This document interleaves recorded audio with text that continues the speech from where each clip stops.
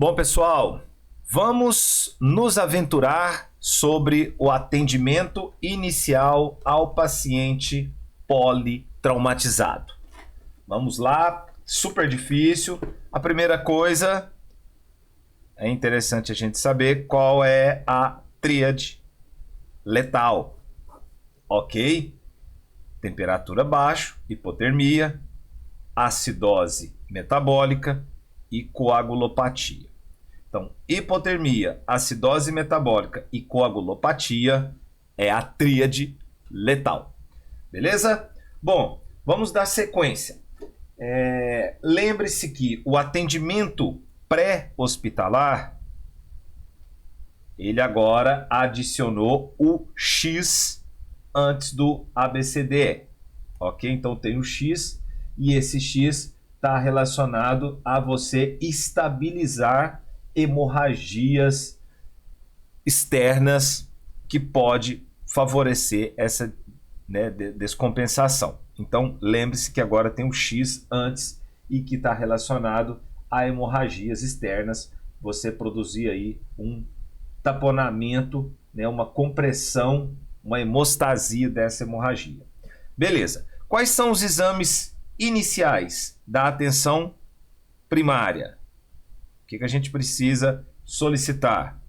Envolve o eletrocardiograma, oximetria de pulso, a capnografia ou gasometria arterial. É necessário a gente passar uma sonda gástrica para diminuir o risco de broncoaspiração. E aí a gente tem que ficar atento à fratura de base de crânio, que é o sinal de Guaxinim, que pode estar na forma de uma equimose periorbital. Às vezes não vai aparecer o nome sinal de Guaxinim. Então a gente precisa saber o que é o Guaxinim, que é a equimose periorbital.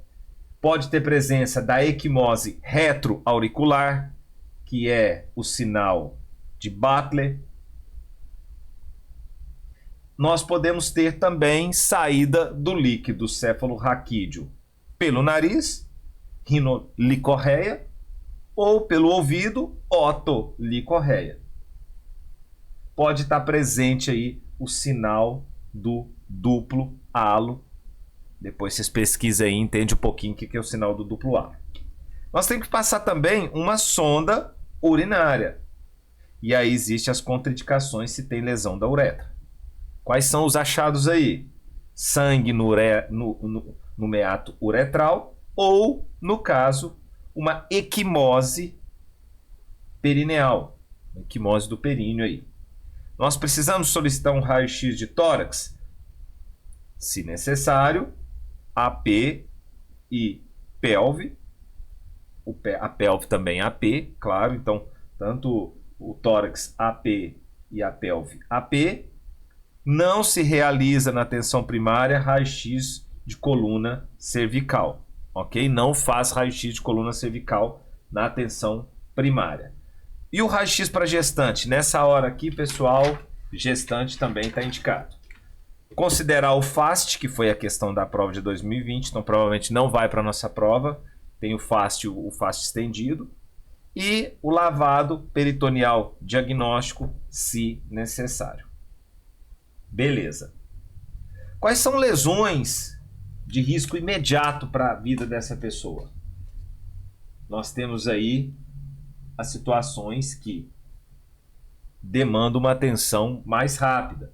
Pneumotórax aberto, pneumotórax hipertensivo, hemotórax maciço, o taponamento cardíaco, a lesão da árvore brônquica e outras lesões com risco potencialmente aí, que no caso é um pneumotórax simples, um hemotórax não maciço, um tórax instável, uma contusão pulmonar, um trauma cardíaco contuso, uma rotura traumática da aorta, uma rotura traumática do diafragma, uma rotura traumática do esôfago. Tudo é com risco potencial. Agora sim vamos para o bendito ABCDE. O que eu acho interessante? Vamos lá. Primeiro do A são as vias aéreas. E aí qual que é a primeira conduta? A primeira medida? Proteção da coluna cervical. Então, a primeira coisa, você vai proteger a coluna, proteção da coluna cervical, você vai garantir patência dessas vias aéreas, beleza? E oxigênio, pode ser uma máscara de alto fluxo, 10 a 15 litros por minuto. E você pode utilizar daquelas técnicas que é para garantir essa patência dessas vias aéreas, que é a elevação do mentón e a tração da mandíbula. Eleva o mentón e tração da mandíbula. Ok? Quais são alguns sinais de alerta que pode falar assim, opa, tem alguma coisa obstruindo aí? Ausência de resposta verbal. Isso, por que não está conseguindo responder? A respiração está ruidosa, tem presença de esforço respiratório. Tudo isso pode ser então que esse A está comprometido. E quais são as coisas que a gente tem que procurar ali de momento? Se tem queda da base da língua, se tem um corpo estranho, se tem presença de sangue, se tem presença de secreção. E aí, nesse caso, essa aspiração deve ser feita com um aspirador de ponta rígida. E nesse caso, a gente vai fazer a elevação do mentón do mento, né? Misturando Paraguai com o Brasil aí, elevação do mento. Beleza. Pode ser necessário uma sequência de intubação rápida? Pode ser necessário. Então, interessante saber pelo menos a existência dos 7 P's, que você tem 10 minutos para fazer todo esse processo. P de preparação, P de pré-oxigenação, pré-tratamento, paralisia e indução, que você vai entrar com o neurobloqueador. Então, você paralisia, proteção, passagem do tubo e pós-intubação, confirmar e garantir tudo certo. Então, são os 7 P's. Beleza?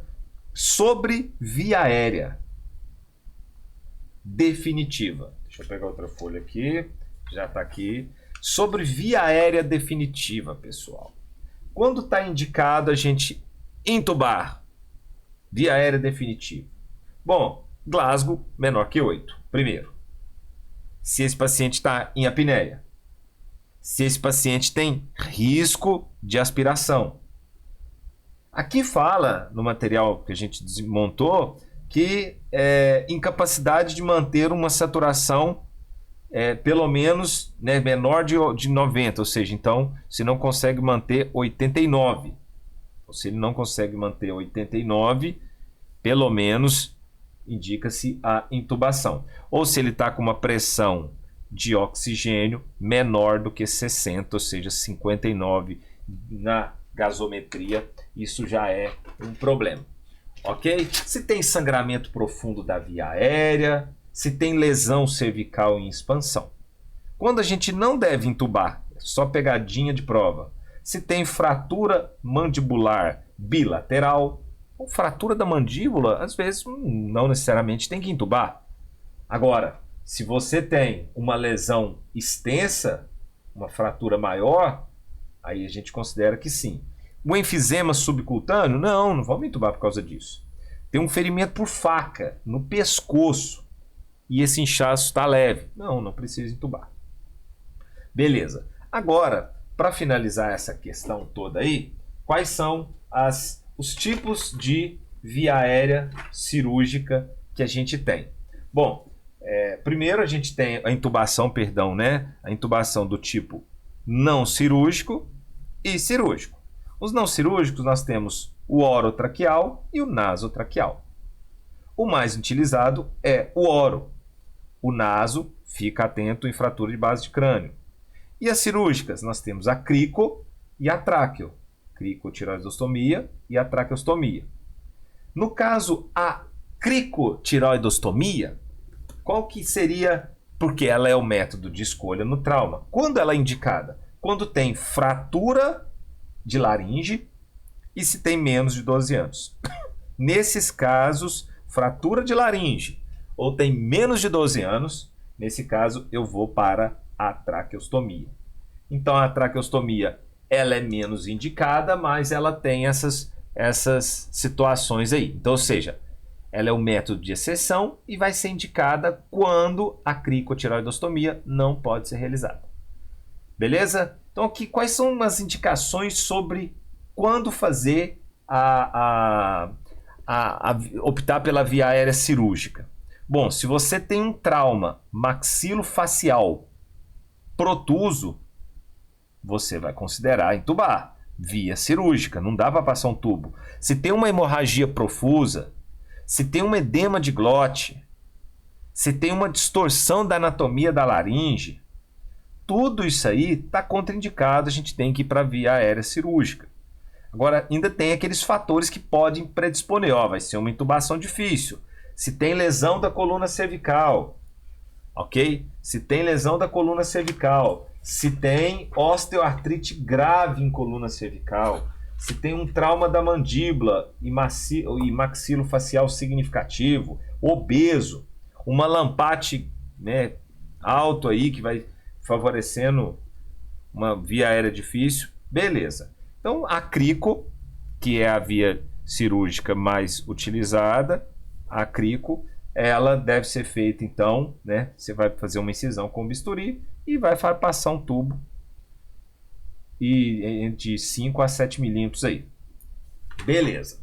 Vamos agora, terminamos o A, ok? Então o nosso A, a gente garantiu, primeira coisa, a estabilização da cervical, patência dessa via aérea, oxigenação, e você fez uma avaliação sistemática dessa via aérea para garantir que não existe corpos estranhos, tem sangue, tem secreção, tudo isso pode... A língua, a queda da base da língua. Tem como opção a cânula de Guedel, só que ela acaba sendo contraindicada se a pessoa está consciente, ela não vai conseguir ficar com a cânula de Guedel ali. Beleza? Ok. Então agora vamos para o B. O B é ventilação e respiração. Significa que eu tenho que ter certeza que agora a parte de cima, o ar vai entrar. Agora o pulmão tá ok? O tórax, a caixa torácica, perdão dizendo, tá legal? Então vamos lá. Quais são situações aí que pode complicar? Pneumotórax, os hemotórax, as lesões na árvore brônquica, as lesões no coração, as lesões do diafragma. Tudo isso aqui pode complicar. Então, quando se fala em pneumotórax, nós temos os pneumotórax que pode ser espontâneo e não espontâneo. Os não espontâneos são os traumáticos, que é o atendimento inicial politraumatizado. Os espontâneos, eles podem ser por rompimento de Blebs. O que é isso? Esse rompimento de Blebs é áreas de fraqueza na parede desse pulmão, que devido a essa parede, um fator pode romper ali, né? Mais comum na região do ápice, mais comum em pacientes do biotipo longínquo, ele vai romper. E secundário, esse não espontâneo, esse espontâneo, no caso do tipo primário, é que acontece sem um fator desencadeante. O secundário é aquele tabagista, principalmente o DPOC. Então nós temos os espontâneos, espontaneamente foi lá naquela debilidade da parede ou por um fator predisponente, de forma secundária um DPOC. Beleza. Então agora nós vamos avaliar algumas situações que comprometem esse B. O primeiro, pneumotórax simples. Pneumotórax hipertensivo. Já vamos colocar no mesmo pacote. Por quê? Todos dois têm dor torácica, todos dois têm murmúrio vesicular diminuído, todos dois têm hipertimpanismo. A diferença do hipertensivo é que ele é mais grave. Ele tem, dentro da clínica, de repente um desvio da traqueia te mostrando isso. Ou tem sinal de turgência jugular. É um paciente mais grave, ele está mais descompensado do que um pneumotórax simples. Então, a conduta dos dois, basicamente é a mesma coisa. É a drenagem torácica fechada em selo d'água. Então, tanto o pneumotórax simples quanto o pneumotórax hipertensivo, nós vamos passar esse dreno. O que vai diferenciar é que, se é um pneumotórax hipertensivo, Primeiro eu vou fazer aquela punção no quinto espaço intercostal, na linha axilar média de alívio, e em seguida eu faço a drenagem pleural em selo d'água. É a mesma coisa. Então, quinto espaço intercostal, né, a atualização da 10ª edição aí da TLS, beleza.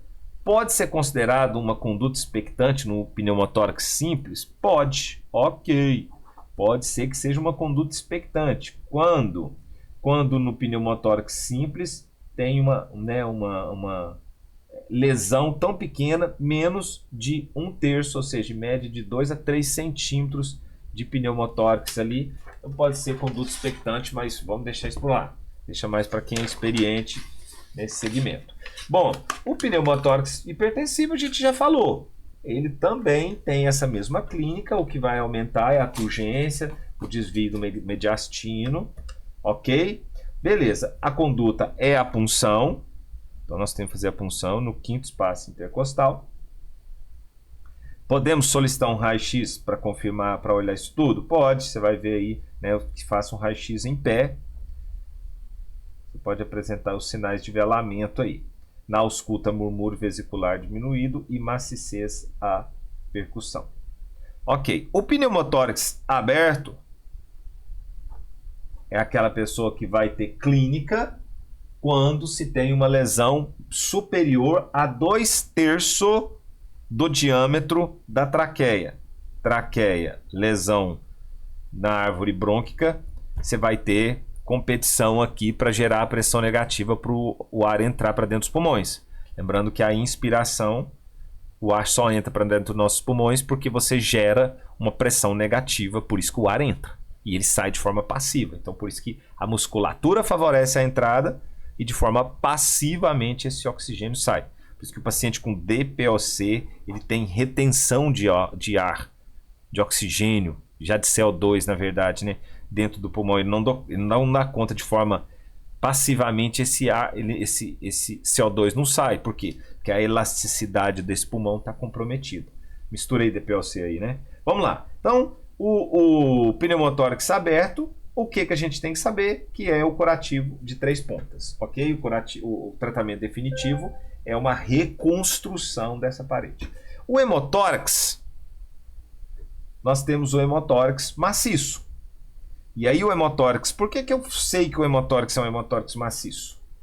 Primeiro, ele também está com o murmúrio vesicular diminuído, ele também está hipotenso, o que vai diferenciar é que ele não tem turgência, ele não tem desvio da traqueia e ele tem maciez à percussão. A garganta já está começando a doer e hoje é o segundo dia de repasso desses 6 dias. Estou morto. Então, beleza. Então, o pneumotórax maciço, ele como que eu sei que ele é pneumotórax maciço? Bom, se na imagem, no raio-x, você tem um acometimento de 1/3 do espaço, aqui está um pulmão. Se eu tenho 1/3 dessa imagem está ocupado, está radiopaco com líquido, isso aqui fala a favor de um pneumotórax maciço. Porém, nós temos através da drenagem. Você foi lá, passou o dreno, ok? Para fazer essa drenagem e saiu 1.500 ml. Você está diante de um pneumotórax maciço. Ou, no caso, superior a 200 ml por 2 a 4 horas, saída direto. Eu vi em outro lugar que colocou como 300, 400 e 500 ml.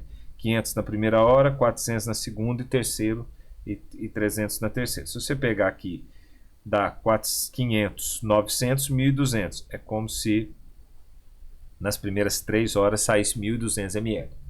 Tá bom? Então fique atento aí nessa questão do hemotórax. Nós temos uma outra situação que é a lesão da árvore brônquica. Essa você teve uma... Porque até então, os brônquios estava tudo ok.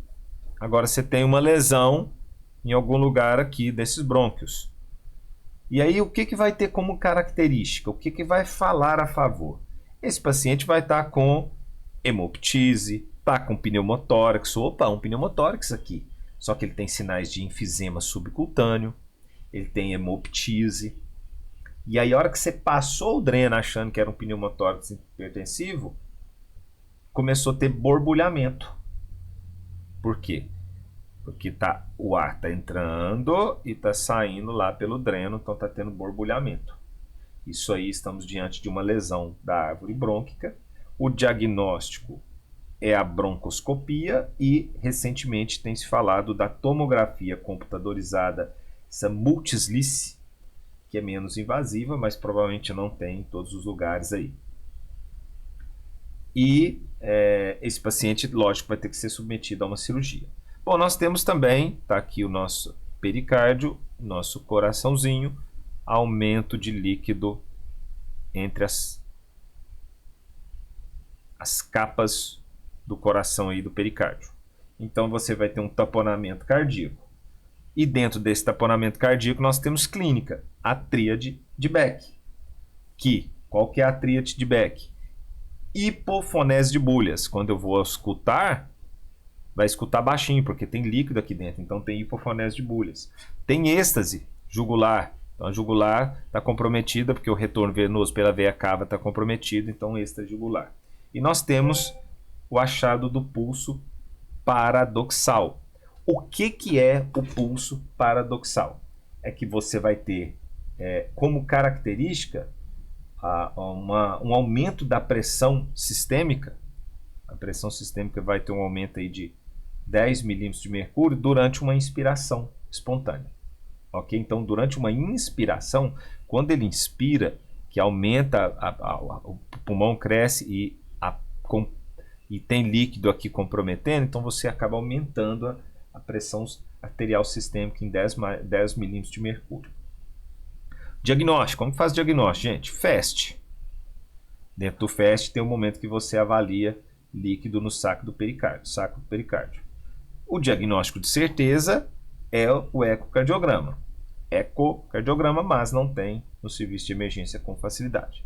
O tratamento, todo mundo já sabe, é a pericardiocentese, ok? Uma punção, por meio de uma punção subxifoide. Posso considerar uma janela pericárdia subxifoide. O que é isso? É que às vezes o taponamento não manifesta de início e a pessoa vem aparecer depois, durante um processo de cirurgia, né? Não tenho muita clínica disso, infelizmente, estou doido para ter clínica, mais clínica, né? A gente teve clínica no internato, mas sedento por clínica. Bom, existe só uma informação que é a chamada zona de Zildler. Está aqui o externo, primeiro espaço, segundo espaço, 10º espaço. Aqui está o coraçãozinho, né, galera? Então, entre o segundo espaço intercostal e o 10º espaço intercostal, na linha paraesternal, e do lado externo, a linha axilar anterior. Nesse caso, o que vai me chamar a atenção aí? É que essa região, ela... É isso mesmo? É do lado direito? Eu estou fazendo o esquema errado aqui, pessoal. Não vou perder esse vídeo não. Tem um limite superior. Linha paraesternal direita. Linha paraesternal direita. Até a linha axilar esquerda. É do lado de cá, galera. Ó. Linha axilar direita. Ok, tô viajando. Aqui, né? Uma nota. Então é isso. Não vou perder o vídeo, tá? Por causa dessa ratada de anatomia aqui. Então tá aqui. Na hora eu tava fazendo desenho, tava achando estranho. Então beleza. Então é a linha paraesternal direita, 10º espaço intercostal, segundo espaço e a linha axilar anterior esquerda. Essa é a vantagem de ser aluno. Você pode errar, ok? Desconsidere isso aqui. Pé. Não. No. Beleza. Vamos para frente. Entramos no C. C, gente, é circulação, hemodinâmica, é pressão arterial, é diurese, é nível de consciência. E tudo isso está relacionado com o quê? Volume. Então, qual que é a conduta quando se fala chegamos na circulação? Você vai pegar dois acessos, né, com catéteres calibrosos aí, veias periféricas, você vai coletar sangue para os exames e dentro desses exames aí, se te pedir tipagem, prova cruzada, beta-HCG, amilase, gasometria arterial, beleza. E aí a gente vai entrar com líquido, solução cristalóide, aquecida, ideal a 39 graus, 1 litro direto aí em adultos e 20 ml quilopeso em crianças. Beleza? E por fim, estamos quase terminando, vamos para o neurológico, o Glasgow. Gente, o Glasgow, não vou falar o Glasgow aqui, né? Só que eu arrumei um esqueminha que não é nada de esquema, na verdade, não tem nada de esquema. Mas assim, para não se tornar só decoreba e você ir preenchendo as lacunas, eu primeiro vou fazer um esqueminha na prova. Vou vir aqui, colocar 4, 3, 2, 1, porque é o primeiro, é o ocular, que são 4 itens. Depois 5, 4, 3, 2, 1, que são as respostas verbais, ok? Depois 5, 4, 3, 2, 1, que é as respostas motoras. Agora eu vou começar a preencher essa coisa toda. A primeira coisa eu vou colocar aqui, ó, nenhum. Ou seja, não se encaixa aí, que o pior que pode acontecer é que ele não tem resposta ocular, ele não tem resposta verbal e ele não tem resposta motora. Nesse caso aí ele tem 3, que é já a indicação de transplante aí, de doação de órgãos, se essa pessoa fosse se atendesse os quesitos aí. Bom, então aí eu vou o seguinte, o ocular, o que eu penso do ocular? Abertura ocular, ele abre espontaneamente, é o normal. O 5, o 4 então é o normal do ocular. O verbal, o que é o normal do verbal? Orientado. Qual que é o normal do resposta motora? Ele obedece a estímulos. Né? Então obedece a comandos, obedece a comandos. Então agora a gente tem que preencher essas lacunas. O que eu pensei o seguinte, se ele obedece espontaneamente, a outra situação que é um pouquinho, que é grave, mas é menos grave do que as que eu vou falar, ele responde com estímulos verbais. Então ele responde a estímulo verbal, o 3. O 2 ele só vai responder a estímulo de pressão. Então você pensou uma lógica aqui. Responde espontaneamente, verbal, a estímulos de pressão, não é mais doloroso, mudou, né? E nenhum. Agora, o verbal, ele está orientado ou ele está confuso? Ok, então já preenchemos 2, orientado e confuso. Ele verbaliza palavras soltas, falando nada com nada, ou ele só emite sons. Então, orientado, confuso, palavra solta e não emite nada, fica só emitindo som. E no motor, no muscular, o que a gente pensa? Ele obedece a comandos, ele consegue localizar o estímulo. Então, você consegue dobrar a perna, senhor? Não conseguiu dobrar. Você está sentindo onde eu... Tenta dobrar onde eu estou encostando a mão aqui. Ele obedece. Tá sentindo aqui, onde eu estou encostando. Você localiza esse estímulo. Está sentindo aqui? Sim. Né? Agora, o outro ele tem flexão normal, ou ele tem uma flexão anormal, ou ele tem uma extensão anormal. Pronto. Vida que segue. Passado isso aí, não esquece que o novo Glasgow tem a resposta pupilar. Se ele não tem resposta, a pupila não responde a estímulo, você vai diminuir 2 pontos do que você somou aqui. Se ele obedece unilateral, somente uma pupila está obedecendo, você tira 1 ponto. Se ele tem resposta pupilar, você não vai tirar ponto nenhum. Beleza? E por fim, a exposição com controle de ambiente. Então você vai despir essa pessoa, né, avaliar períneo, avaliar a extremidade, avaliar dorso, proteger a integridade dessa pessoa, garantir, né, prevenção de hipotermia, utilização de cobertores e tal. Bom, pessoal, e para finalizar, o atendimento secundário, que é o ampla.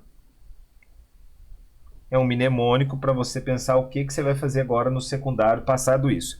Saber se essa pessoa tem alergia a alguma coisa, se ele tem, quais os medicamentos que ele está usando, qual que é o passado médico desse paciente, líquidos e alimentos ingeridos, o que ele bebeu agora nas últimas horas, e a questão do ar de ambiente, eventos, mecanismo de trauma. Beleza? Para mim foi uma alegria poder falar desse tema que, na minha opinião, é muito difícil. Valeu.